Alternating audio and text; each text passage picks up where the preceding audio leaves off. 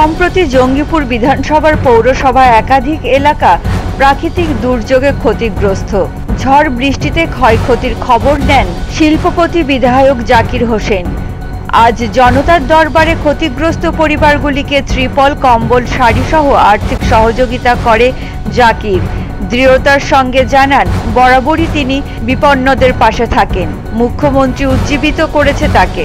দেখেন, প্রায় 2-300 লোককে আমরা যেটুকু পারলাম, কম্বল, তিরপাল, শাড়ি, কিছু আর্থিক সাহায্য আমরা চাই। মাননীয় মুখ্যমন্ত্রীর শোনো, আমরা সাধারণ মানুষের পাশে দাঁড়ানো, সেটাই আমরা করছি।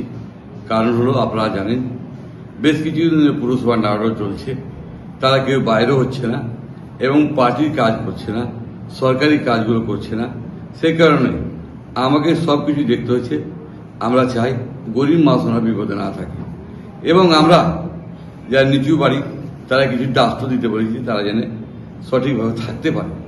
কেন মানবিক দৃষ্টির দেখতে যে আমাকে সবকিছু করতে হচ্ছে, কেন মানুষ সর্বোত্তম, তাই মানুষ যেন অসুবিধা না থাকে সেটা যতটুকু পাচ্ছি করছি। সবটা যে আমি পারবো তা নয়, আমার ক্ষমতা অনুসারে যতটা পাচ্ছি আমি করে যাচ্ছি এবং করছি এবং করে যাব।